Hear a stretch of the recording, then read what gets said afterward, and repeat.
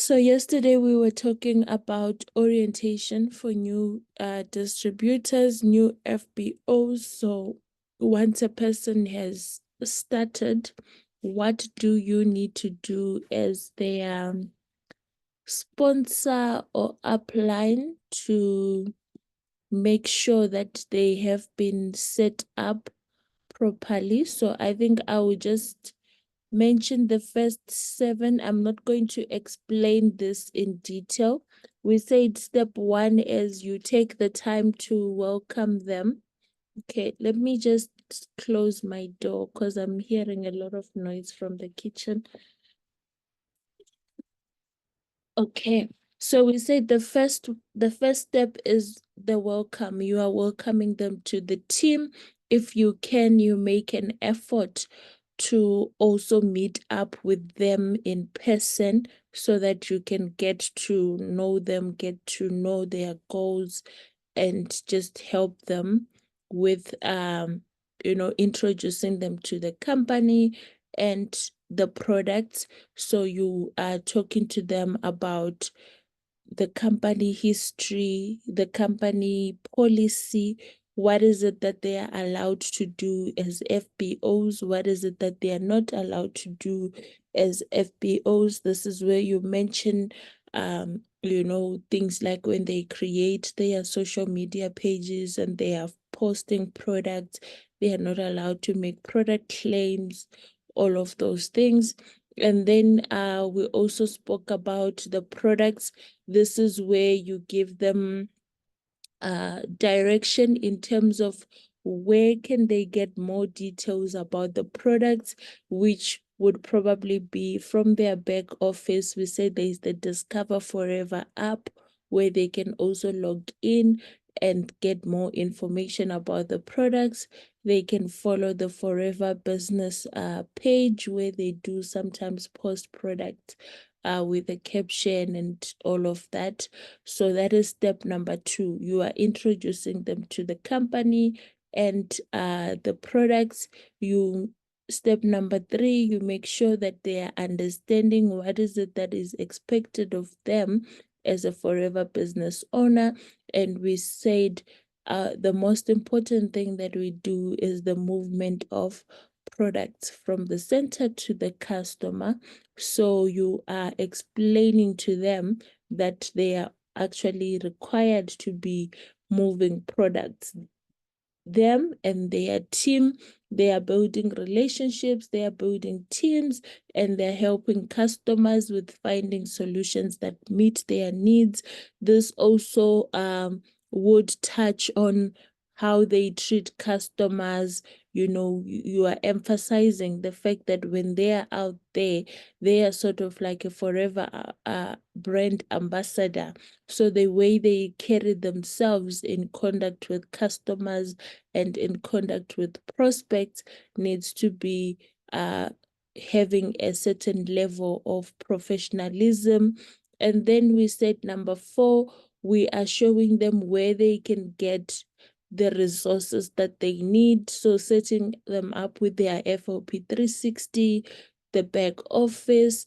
If they haven't been to the center, probably you bought the products for them and you deliver to them. Make sure they know the address of the center, how to get there, contact numbers for the head office, the email address, so that they are able to get the necessary support that they need. You also talk to them about the marketing material that Forever has. So things like flyers, they also have stickers, that you can use. I love the stickers. When you're delivering a product, you can put a sticker there with your name and contact number. It's very nice and looks very professional. You can get tablecloths, t-shirts, whatever kind of branding that they need. Let them know that they do have access to all of that. We said you also need to help them in setting their goals so that you understand what is it that they need to achieve as FBOs, and then you position yourself to be able to assist them and show them how they get to achieve their goals in the marketing plan. And we said step number 6, we are developing your marketing strategy. So this is where you are, with the new person, you are talking about how do they want to be marketing? Are they using social media, local marketing? We spoke about strategies the other day. So you are picking out a strategy, probably product, you are telling them about product launches since it's their first time starting, they need to launch their business. All of that is developing a strategy of how this person is going to achieve the goals that they need to achieve. Then we talked about let them know that they do have access to support and a community.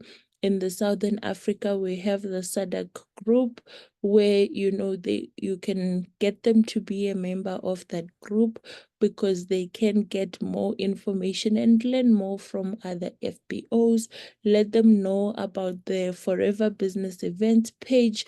That is where they can get information about presentations that are happening in their area, or presentations that are not in their area, but they can invite for. We did mention the Forever Training page, where they have access to the Power Hour activities. So all of that, make them aware that there is that support that they are going to get. They are also going to get support from your team, and show them how they access that support. Then number 8, we said we were talking about taking action. So most of the stuff that we were talking about is just theory, but now you need to then, take action. We said this is where you sit with them. They are writing their who do you know list. You are sending out trial customer messages to their contacts and all of that. So this is the action part of it. Then something that is very important that I felt like I should have mentioned when we talked about introducing them to the company and the product, it's the customer service and support. Emphasize the significance of excellent customer service and building long-term relationships with customers. Like I said, when you are out there, you are a brand ambassador. You are not only branding yourself, but you are out there as a forever distributor. And the service that you are giving to your customers does not only affect you, it also affects other FBOs. Because if you are rude and you lie to people, you are dishonest, you make promises that you can't keep, you conduct yourself in an unprofessional manner, people are not going to say that Heather is rude. They are going to say your forever distributors are rude, and they will spread that, and it affects even other people. But over and above that, we did mention to say, when you are dealing with customers, understand what is it that they need, how can you help, and follow up and make and give them support. Sometimes some customers will tell you this product is not working. How you respond to that determines how that relationship is going to be going forward. So those are things that you need to explain to your FBOs. So if a customer has a query, or they are complaining, or they have given feedback, maybe like, they bought Tooth Joe today and tomorrow they're telling you that your Tooth Joe is not working, or they are not happy with the product. There's been a case where, we once had an FBO who started, and after they started and they got their box, they felt like the products that were in the box were so small and they wanted to return the box, all of that. How do you handle such issues with your customers and also with your prospects? So teach them how to be professional when conducting themselves. If they are not yet at a position where they can do that, let them know that, if you get a customer complaint, let me know so that I can assist you to speak to the customer. Okay, so provide resources and contact information for customer support channels as well, so that, if they have issues, they know who to call, who to contact. Maybe an order has been delayed. Who do they need to call? They've placed an order online and they haven't received confirmation that an order has been placed. Those are very small things for us who've been in the business for a long time, but sometimes issues like that can affect our new FBOs. So make sure that you are there to provide that support that they need. Give them the contact information. For me, I prefer that you give them contact information, have them calling the center themselves when they have issues. It also teaches them independence. And as your team grows, it becomes so difficult for every person that has an issue. You are calling the center on their behalf. So make sure they have that information. If something goes wrong, they know who to contact, and they are independent enough to deal with their customers and support them. Then another thing, when an FBO starts, compensation and incentive programs. I think I just went through the slides and I was looking at some things that I left out. This is probably the second last slide. Compensation and incentive programs. So this is where you explain the compensation, the commission, the bonus, and incentives. I know we do that when we do the business presentation, but most of the time, our presentations, we don't go into too much detail about the commission, about the bonus, and about the incentives. So you might find sometimes people join with a certain expectation. It is your responsibility as the sponsor to show them how this compensation plan works, to show them why they need to do their 4CC in order to get the commission. What type of boost bonuses are they going to be able to get? What happens when they recruit a new person? How do I qualify for incentives? So if I want the car plan, what do I do? If I want to travel and join you to Paris, what is it that I need to do? So all of that, we take it for granted that if someone has joined, they understand, but sometimes they don't. I'll give an example of myself when I started. I did my 4CC in the first month, and you will have been told that as an assistant supervisor, you can make up to 5,000, all of that. Of course, when they say that, most of the time it's because they are also counting your profit from retail. But if you don't understand that, when that bonus recap comes, you are expecting to see a payslip with 6,000 or 7,000. And then my commission came as 300 and something rand. I was so disappointed. I felt like, this is a scam. This is not what I was told. But then when I had, one of the coaches in our team, I had to go approach them and say, but this is not what I understood. And then they had to sit down with me and explain to me how the compensation plan works. So sometimes as people in that presentation, we hear what we want to hear, or maybe it hasn't been explained clearly and people do not understand. So don't just assume that the fact that they joined, they understand how the compensation and incentive program works. You need to sit with them when you're doing that orientation. Just touch on, what is it, how does the compensation plan work? What are the commissions that they can expect, the bonuses and the incentives? How do you move up the marketing plan. What is it that they need to move up? You know, I've had some downlines saying, you know what, I've done my 25cc, and I should now be recognized as a supervisor. And how did this person do their 25cc? She had done 5cc for 5 months. So she's like, I've accumulated my 25cc's. Why am I not being recognized as a supervisor? So some things that we take for granted, we actually do need to explain when it comes to new people. Teach them, okay, this 25cc, it needs to be within a period of 2 months. Give them a plan to say, okay, how does this work? How do I do this 25cc? Normally, we recommend that you have at least 3 to 5 people in your team. Show them how they move up the marketing plan.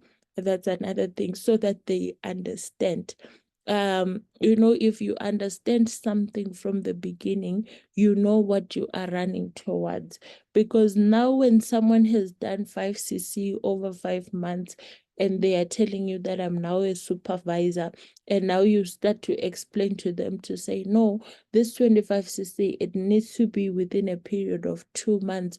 Already they are going to be defensive, they are going to be negative, they are going to say things like, no, but that's not what you said. Emotions come into play, and sometimes it can actually ruin relationships or demotivate the person.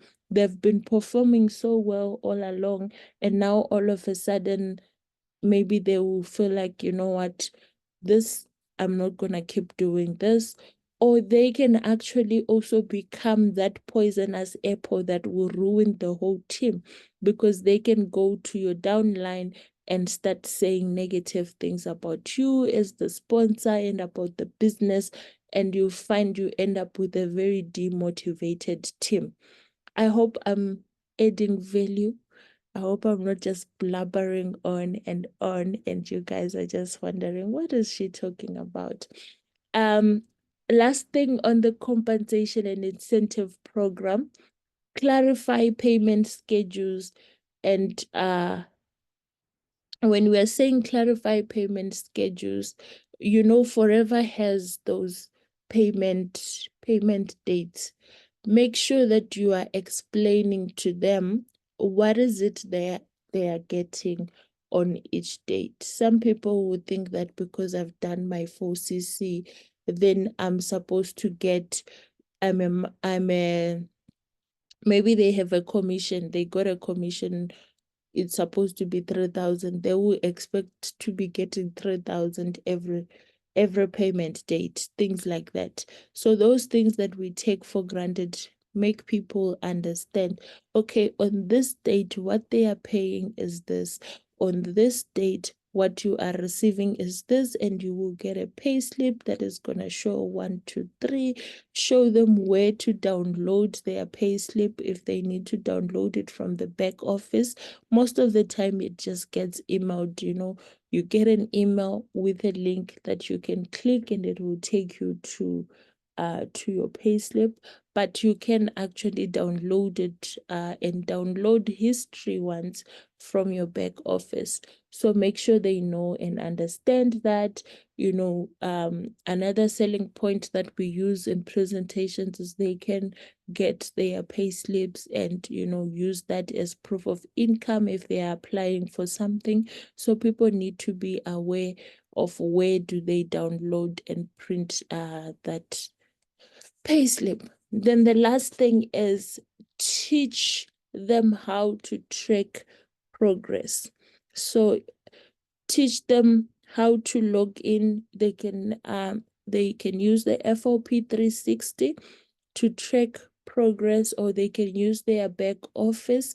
I like the FOP 360 because if you are someone who has a team, you are able to track your CCs and that of your team. You are able to track who's moving up and all of that.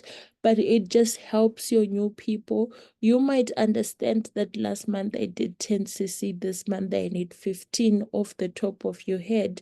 but sometimes they don't get it. And if you look at your back office, it actually shows you just to have that alu bottle that would tell you to say you need 12 more cc's to get to your target by the end of this month and all of that. That is very good to teach your people to track their progress along the way, keep a record of their sales, their customer interactions, and any other data that they need, so that it will help them to identify what is working and where they can improve and how to grow and evolve as a business owner. So if you are not tracking your progress, you don't get to see if what you are doing is working or not. So tracking your progress comes with, I think, a little bit of volume mapping at the beginning of the month. And we did do an exercise on volume mapping to say, how do you do your volume map and all of that? Teach that to your new people and teach them to say, after every month, let's sit and analyze. What did we say we were going to do? Did we do what we said we were going to do? Did we get the results that we expected? If not, what did we not do? Where did it go wrong? What is it that we can do in the current month to improve? Remember, you are running a business. The challenge that we have is because we treat our businesses as side hustle, we don't put a lot of importance in tracking the progress and seeing if what we are doing works. But a normal business, they have accountants who are, doing reports for them that show them what was your performance for the month. Are you making a profit? Are you making a loss? Is this product, giving me profit? In our case, the product is priced for profit. Okay. Mostly what we need to track is my CCs for the move ups, my activities. Am I doing the activities that I need to do? Am I getting the desired results? What other strategies can I put? Maybe you might, from tracking, you can actually find to say, you know what, this strategy that I'm using is not the right strategy for the type of person that I'm looking for. And then you get to improve as you move. But if you are not tracking your progress, you'll find this month you failed to do your 4cc. Next month you fail again. 4 months later, this person is still not able to do their 4cc. They have no idea why, and they will be telling you, I do everything, I do all the activities, but I never get the results. These products are not selling, these products are expensive. They will have a whole lot of excuses because they don't understand how to track their progress and how to manage their business. So it is your responsibility as an upline to teach them. Last thing, what happened here? I think my slide is hiding some. Okay. Last thing that I just wanted to mention is orientation is an ongoing process. Okay. It's not something that we do today and then we are just like, okay, you are ready to go and do your thing, and then you don't talk to the person again. Onboarding, it's an ongoing process. It's something that you do continuously.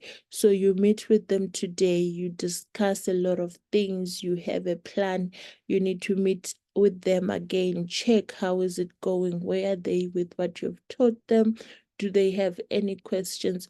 Because you will find that, and this happens to a lot of people, you can get someone explaining something to you today and you understand it and it makes sense. I think we saw it with the LinkedIn training as well.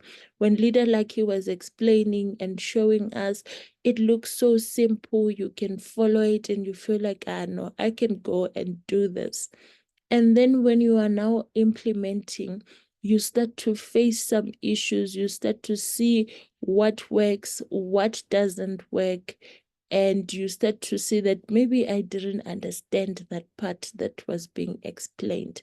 So following up continuously, especially in the first 3 months that the person joins the business, you go back. Maybe if you meet today, you set another date for maybe a week or two from now, depending, of course, how far that person is.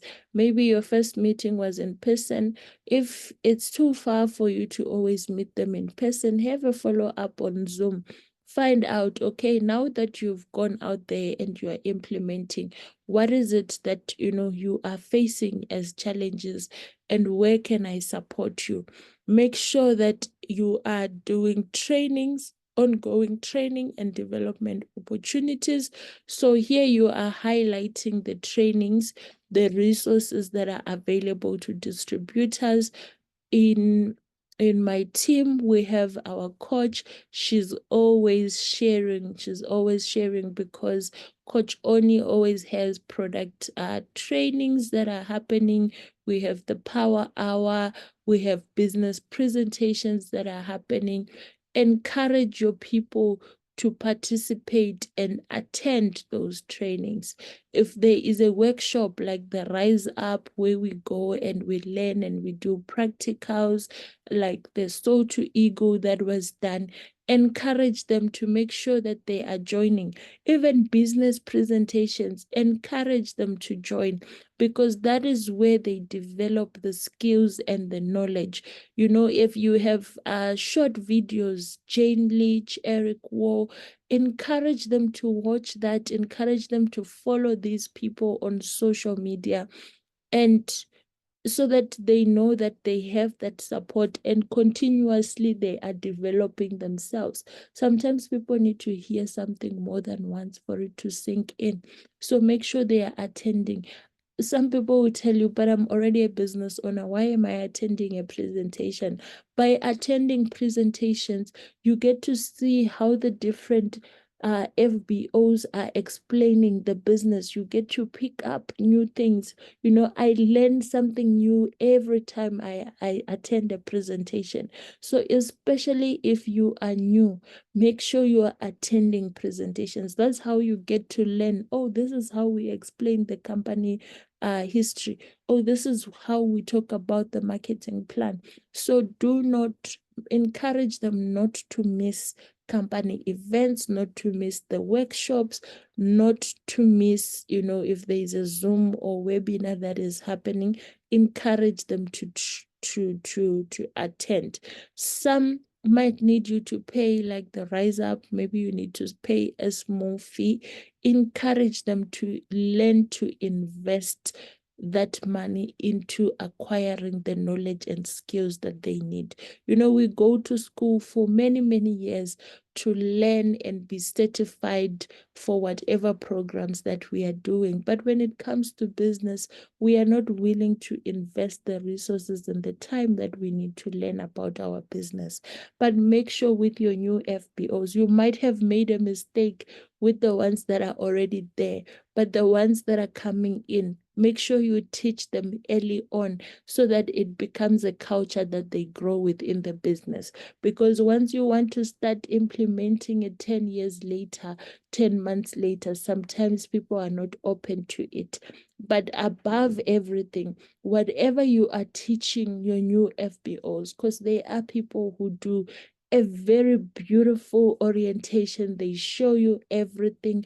They show you what needs to be done, but they themselves are not doing all of that. They are not attending workshops. They don't know how to do their volume mapping. They don't have any strategy for marketing. If you yourself as a leader, even if you tell them what needs to be done, make sure that you yourself are actually leading from the front. You are doing all these things that you are telling your new people so that they can follow you. Because sometimes you can tell them what to do. They understand what needs to be done because you've explained properly. But if they attend a workshop today and you are not in it, and they attend again tomorrow and you are not in it, you are giving them the message that this is not important.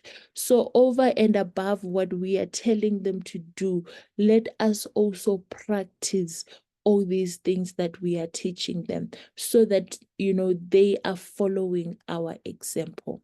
Okay. Lastly, I think, every FBO, let them know about recognitions that the company offers, how they get to be on stage and celebrated. That's a motivating factor to show them, to say, you know what, in this company, we recognize your hard work and we celebrate you for it. I think that is my very, very last point. We are left with 3 minutes in the meeting.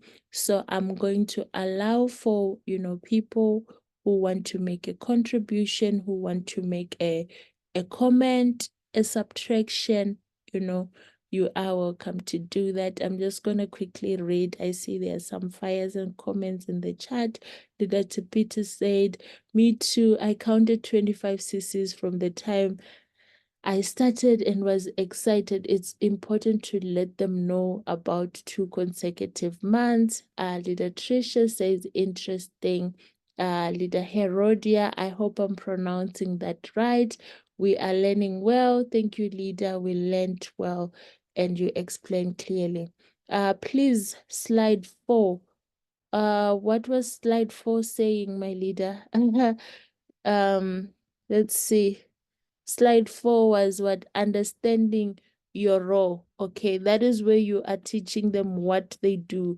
If you have the business presentation, it's the what do we do page. That one that says we use the products, we share the products, we build teams, and we train our team. So those are the 4 things that you need to teach them so that they understand. That's what I mean on slide 4. Thank you so much, my leaders, for joining in today's session. I appreciate you all, and I wish you all a very, very productive day. You are welcome to exit the meeting.